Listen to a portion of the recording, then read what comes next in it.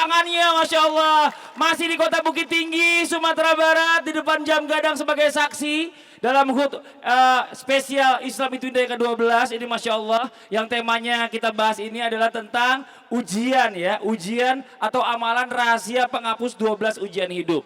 Dan tadi kita sudah bahas di segmen-segmen sebelumnya, sudah 6 tadi kita bahas. Yang pertama adalah ujian berupa rezeki yang naik turun, yang kedua ujian kelaparan, yang ketiga ujian kenikmatan, yang keempat ujian kehilangan, yang kelima ujian pasangan, yang keenam ujian anak. Masya Allah pinter, ada yang nyatet juga, Masya Allah. Nah sekarang kita lanjut lagi nih ya.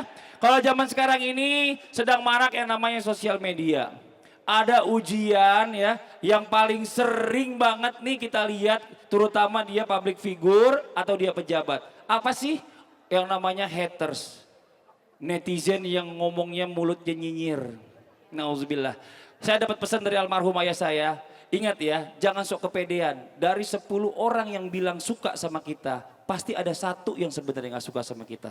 Begitupun yang benci sama kita.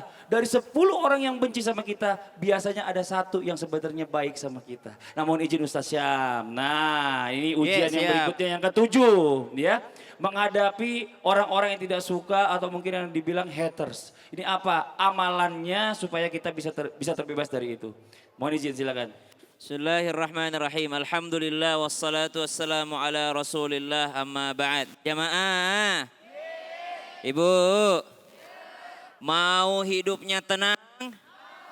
Mau semua orang bisa hidup dengannya? Artinya tidak bisa semua orang mencintai kita, tapi kita bisa merasakan ketenangan hidup. Mau? Ada resepnya dari Nabi sallallahu alaihi wasallam. Kata Nabi sallallahu alaihi wasallam, "Wa ahsin ila jarik takun mu'mina."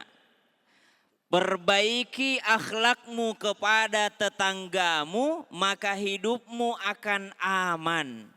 Ada orang tidak suka dengan kita, yang penting kita aman dulu, kata Nabi, wa ahsin ila jarik. Perbaiki akhlakmu kepada tetanggamu. Kalau kita baik sama tetangga, Bu, kalau kelupaan kunci motor depan rumah, tetangga ngingetin. Ngingetin tetangga tuh, Bu kunci motornya belum dimasukin tuh motornya, kalau kita baik. Tapi kalau jahat sama orang lain, jahat sama tetangga, walaupun mobil udah dimasukkan ke dalam garasi, tapi kita jahat sama tetangga, tetap dia doakan. Mudah-mudahan hilang motornya itu. Kenapa? Tiap malam lewat depan rumahku pakai knalpot racing. Setengah mati kita tidurkan bayi, dia lewat pakai knalpot racing, bangun lagi bayi. Subhanallah. Maka perbaiki akhlak kepada tetangga. Yang kedua kata Nabi sallallahu alaihi wasallam, cintailah saudaramu seperti engkau mencintai dirimu sendiri. Subhanallah. Jamaah. Kalau ada tetangga berangkat umroh, bayangkan kita yang berangkat. Maka kita bahagia, alhamdulillah dia berangkat umroh. Tapi kalau ada iri dengki dalam hati, tidak akan dia merasa selamat. Kata Nabi, takun muslima, engkau akan selalu selamat. Akan selalu selamat. Begitu pula menghadapi haters. Kalau ada orang yang tidak suka dengan kita, maka posisikan diri kita dulu seperti mereka. Mungkin dia iri sama saya. Ibu, ada enggak orang iri sama orang miskin? Ada enggak? Miskin banget saya iri, dia miskin. Ada enggak? Tidak ada. Berarti kalau ada yang iri sama kita, kalau masalah harta berarti kita sudah orang kaya. Saya iri sama dia karena dia orang. Maka doanya Nabi sallallahu alaihi wasallam berdoa, Rabbana la taj'alna fitnatan lil qaumil zalimin wa najjina bi rahmatika minal qaumil kafirin. Ini doa dalam Al-Quran, boleh kita baca sama-sama supaya apa? Supaya Allah selamatkan kita dari kezaliman orang lain. Wallahu ta'ala a'lam. Terima kasih banyak Ustaz Sama-sama, Syam. Ustaz Tepuk tangan buat Ustaz Syam. Nah, langsung aja kita lanjut lagi. Ya, ini Masya Allah ujian yang berikutnya. Kalau tadi yang ke-7, yang ke-8 ini biasanya nih ujian-ujian terutama buat orang yang baru aja hijrah. Banyak orang yang baru hijrah ini kadang-kadang merasa diri paling benar. Semua orang dikafirkan. Nauzubillah min zalik. Mohon izin Ustaz Maulana. Nah, ini bagaimana caranya kita menghadapi kelewatan. Ujian-ujian untuk orang yang baru hijrah biar nggak merasa diri kita di paling benar. Mohon izin. Fadl. Bismillahirrahmanirrahim. Buat semuanya, kita harus naik pangkat. Betul tidak? Kita harus naik kelas. Kita cuma naik tinggi badan enggak bisa.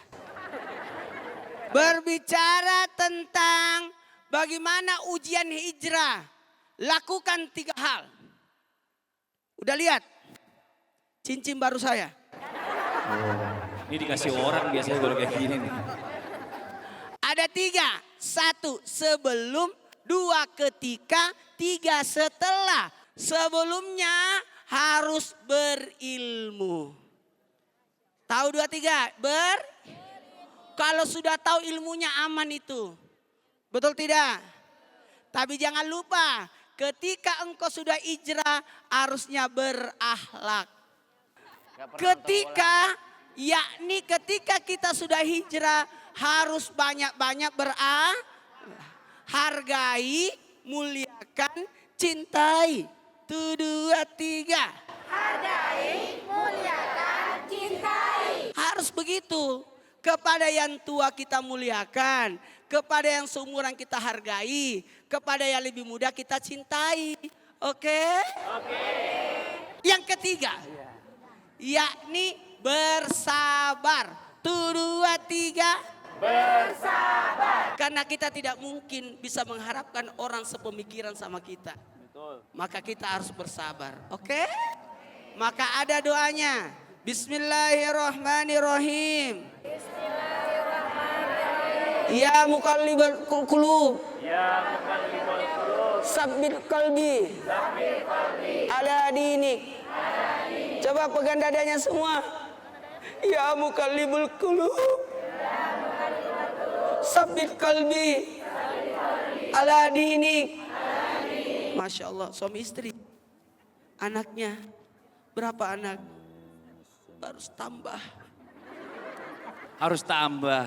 Terima kasih banyak Ustadz. Ya, baru saja tadi Ustadz menjelaskan bicara tentang ujian yang ke-8 ya. Ini Masya Allah luar biasa. Kita lanjut lagi. Ini Masya Allah buat semua jamaah. Kita masuk ke ujian yang berikutnya, ujian yang ke-9. Ini Masya Allah luar biasa. Banyak orang yang kemarin selesai baru COVID, udah aman ya. Tiba-tiba ada juga yang penyakitan yang lain. Ujian yang namanya sakit ini kadang-kadang ada orang yang ujiannya udah sakit lama bahkan menahun. Lebih dari 5 tahun dia sakit, nggak meninggal-meninggal. Nah ini kita minta sama guru kita Habib Muhammad Syahab ya, amalannya, doanya bagaimana pada saat kita menghadapi ujian berupa penyakit yang tidak kunjung sembuh. Mohon izin, Fadhil Habib. Bismillahirrahmanirrahim. Tadi Mas Fadli terima kasih ujian penyakit. Seperti yang semua kita sampaikan, semuanya ada ujian dari Allah Subhanahu. Ada cerita sedikit, boleh cerita? Boleh cerita? Boleh nggak boleh saya cerita. Ada sahabat Nabi bernama Ubay bin Ka'ab. Bu, pernah nggak doa minta sakit? Kenapa? Pernah nggak doa minta sakit? Wah, kita lihat cerita Ubay bin Ka'ab, sahabatnya Rasul Sallallahu Alaihi Wasallam. Ubay bin Ka'ab ini pernah dengar hadis dari Nabi. Apa hadis daripada Rasul? Rasul mengatakan orang yang sakit, mendapat ujian sakit, dia sabar atas apa yang diujikan oleh Allah, setiap langkah dia melangkahkan itu dalam keadaan sakit dan dia ridha kepada Allah, maka setiap langkah dosa-dosanya digugurkan oleh Allah Subhanahu wa taala. Jadi Ubay bin Ka'ab pernah mendengarkan hadis tadi, setiap langkah yang kita melangkah kita ridho atas sakit yang diberikan oleh Allah, dosa-dosa kita digugurkan oleh Allah. Mendengar itu maka Ubay bin Ka'ab langsung datang ke Nabi. Maka ketika Ubay bin Ka'ab mendengar langsung daripada Nabi, Nabi mengatakan benar itu hadis daripada aku.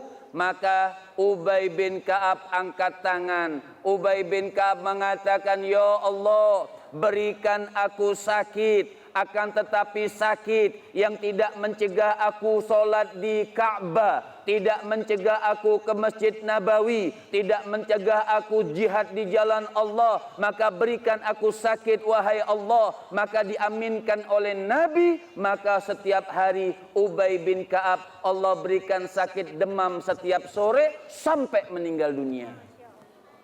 Ibu boleh minta ya minimal cantengan. Ya Bu, mau cantengan? Bisul tapi kecil aja. Jangan minta penyakit jantung, jangan minta penyakit yang berat-berat, yang kecil-kecil kita ridho, insya Allah dosa kita diampunkan oleh Allah Subhanahu. Seperti doa Nabi Ayub kita baca, Bismillahirrahmanirrahim. Bismillahirrahmanirrahim. Anni massaniyad durru wa anta arhamur rahimin. Artinya ya Allah berikan kesabaran atas apa yang penyakit yang diberikan oleh Allah Subhanahu wa taala. Masya Allah. Terima kasih banyak kami. Tepuk tangan buat Habib Muhammad, guru kita. Nah sekarang kita lanjut lagi. Saya mau kasih kesempatan lagi buat bertanya sama jamaah yang ada di sini. Tapi sebelumnya kita masuk dulu yuk ke segmen Tanya Dong Ustadz. Kami semua tanya dong Ustadz. Oke, kita kasih kesempatan lagi yang mau nanya, angkat tangannya yuk. Mana? Dari depan. Oh ini nih, ada sebentar. Izin yang lainnya ya, mohon izin. Ibu boleh silakan maju ke depan. Assalamualaikum Ustaz. Waalaikumsalam warahmatullahi wabarakatuh. Namanya siapa Ibu? Mai dari Padang Panjang. Dari mana sama siapa Bu? Padang Panjang. Namanya Padang Panjang. Enggak. Namanya Mai. Bu Umay, ngomongnya jangan cepet-cepet Bu, pelan-pelan aja. Ibu Umay dari Padang Panjang gitu ya. Pertanyaannya Ibu Umay. Mau tanya nih Ustaz. Ya. Saya kalau sholat susah kusuknya Gus Ustaz. Oh, kalau sholat susah khusyuknya. Apakah itu masuk ujian hidup? Oh, apakah itu termasuk ujian hidup? Kenapa susah usunya? Kenapa? Karena dia sholat bawa tas. Oh iya, bisa jadi. Nanti kalau sholat yang pertama saran dari Ustadz Maulana, tasnya ditaruh dulu ya Bu ya. Iya gitu lagi ya. Ibu Mai itu aja pertanyaannya. Iya, makasih banyak Ibu Mai. Tepuk tangan dong buat Ibu Mai. Waalaikumsalam warahmatullahi wabarakatuh. Ustadz Syah mohon izin. Nih bicara masalah sholat nih, bukan cuma ibu tapi banyak dari semua tapi nggak mau ngaku aja. Yang namanya sholat ini kadang-kadang kita suka lupa, maaf ya, lupa rokaat. Yang paling sering tuh. Terus udah gitu tiba-tiba lupa ini bacaannya tadi udah baca apa ya gitu. Pas sujud ini berdiri apa duduk nih? Mohon izin penjelasannya, silakan tafadhol. Bismillah walhamdulillah wassalatu wassalamu ala rasulillah wa ba'd. Jamaah.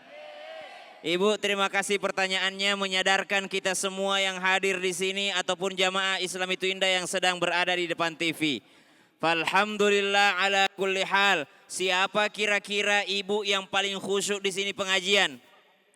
Yang di belakang atau yang di depan? Maka siapakah yang khusyuk di antara kita? Kalau bisa dipikir-pikir kayaknya yang lebih enak duduknya tuh yang lebih khusyuk ya Bu ya. Maka ternyata lokasi menentukan prestasi. Di mana kita di situ tingkat kekhusyuannya. Maka perhatikan tempat kita sholat, itu yang pertama. Yang kedua dirinya. Diperhatikan khusyuknya mulai ketika dia masuk ke WC, udah khusyuk dia. Ke toilet, lalu dia berwudu, dia khusyuk juga wudunya. Kemudian apa lagi? Pakaiannya mesti yang membuat dia khusyuk yang membuat dia nyaman. Pakaian Bu, Ibu. Maka pakaiannya diperhatikan. Bukan hanya perempuan, laki-laki. Hati-hati laki-laki, kalau pakai jangkis, kalau sujud kelihatan celengannya, tidak khusyuk pasti. Bukan hanya dia yang tidak khusyuk, yang belakangnya lebih tidak khusyuk lagi. Jadi jangan pakai baju kaos yang jangkis, subhanallah. Kalaupun terpaksa, taruh di dalam, di luar celana, ya. Jadi di dalam supaya tidak terangkat ketika kita sujud, kelihatan itu, subhanallah. Nah, yang ketiga, apalagi yang membuat kita khusyuk? Ketahui makna khusyuk. Apa itu khusyuk? Khusyuk itu artinya rileks. Rileks. Jadi yang membuat kita slow, santai, rileks, itu yang kita minta. Dan doanya apa? Bismillahirrahmanirrahim. Bismillahirrahmanirrahim. Allahumma inni a'udzu bika min ilmin la yanfa' wa min qalbin la yakhsha wa min nafsin la tashba wa min du'ain la yusma. Amin ya rabbal alamin. Amin ya rabbal alamin. Terima kasih banyak Ustaz Syahbaz penjelasannya. Ini Masya Allah. Saya nih buat semuanya ya terima kasih banyak buat masyarakat Bukit Tinggi. Saya dapat kabar Ustaz Maulana. Apa itu? Dari Apa orang-orangnya Pak Sekda. Katanya ada rumah tahfiz di sini. Ada ya? Bagus. Usianya itu sampai udah ratusan tahun. Itu Rumah tahfiznya. rumah tahfiznya. Masya Allah. Jadi itu tempatnya nggak terlalu jauh dari sini. Jadi kita kalau bisa mampir ke sana ya, mau ya? Mau dong. Itu di daerah apa namanya? Bira. Hah? Bukan. Apa? Baro. Biaro. Biaro. Iya. Namanya juga Itu baru Kabupaten bisikan. Agam. Oh, Ustaz udah pernah ke sana? Saya pernah lihat tulisannya. Oh, udah lihat tulisannya. Ya udah, kalau gitu langsung kita ke sana aja ya. Izin semuanya. Terima kasih banyak. Yuk, buat semuanya kita akan lanjut lagi ke rumah tahfiz. Jamaah.